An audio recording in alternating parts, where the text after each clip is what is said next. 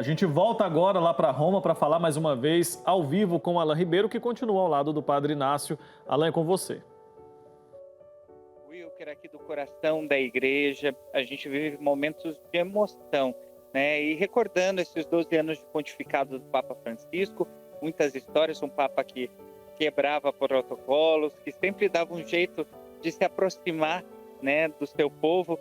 E uma das características desse pontificado, né, uma coisa que a gente recorda com muito carinho, é o Jubileu da Misericórdia, que foi instituído pelo Papa Francisco entre 2015 e 2016, inclusive foi aí o gancho para a Jornada Mundial da Juventude da Cracóvia, que tratou sobre a misericórdia, mas um gesto que chamou a atenção foi justamente o fato do Papa Francisco oferecer para todo mundo a abertura da Porta Santa. Então, vários santuários, igrejas do mundo fizeram a abertura dessa porta que até então era restrita somente aqui a Roma, né, padre? É um gesto de estender para todos os lugares a misericórdia de Deus, né?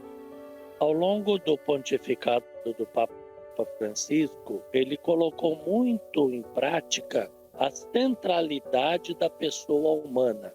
Isso se reflete, por exemplo, na temática da economia, isso se reflete na temática relacionada à ecologia integral, se reflete em todos os campos e, sobretudo, no sentido da misericórdia. Ou seja, uma vez que o ser humano tem que ser o centro de tudo, a expressão da misericórdia é aquilo que define o relacionamento de Deus para com a pessoa e deve relacionar das pessoas entre si e da pessoa consigo mesmo.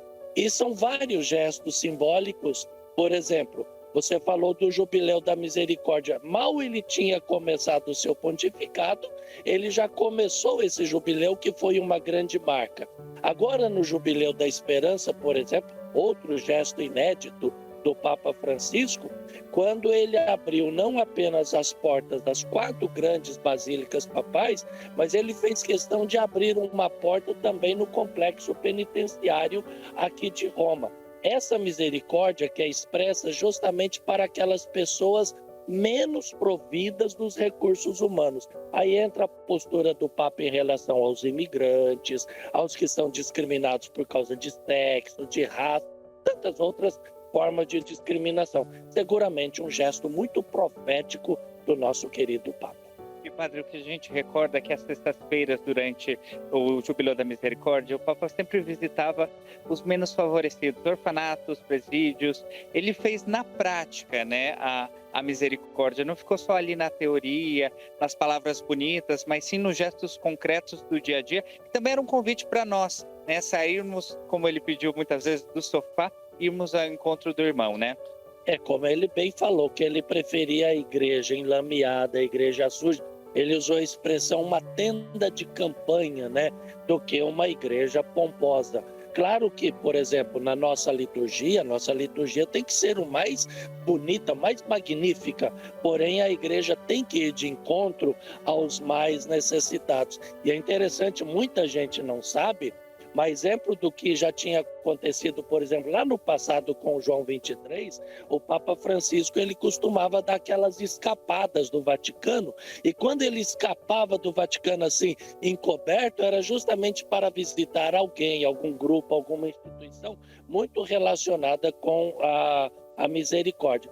Não podemos nos esquecer também, Alan, da preocupação do Papa de combater justamente os prejuízos das guerras e dos conflitos, seja na Ucrânia, como também aquelas que são chamadas de guerras esquecidas, como no Sudão. Ficou muito marcado aquele gesto do Papa beijando os pés da comissão, da comitiva que veio do Sudão, né? Então, isso é muito marcante, ou seja, são gestos que Jesus realizava ao permitir que a pecadora chegasse perto dele, ao permitir que o Zaqueu retomasse a sua vida, ou seja, são expressões concretas desta misericórdia que está também diretamente relacionada com a esperança. E, padre, o senhor falou de esperança. Por que o Papa Francisco escolheu esse eixo para esse ano jubilar de 2025? Porque eu até me permito comentar, as pessoas falam assim, que a esperança é a última que morre. Não, não.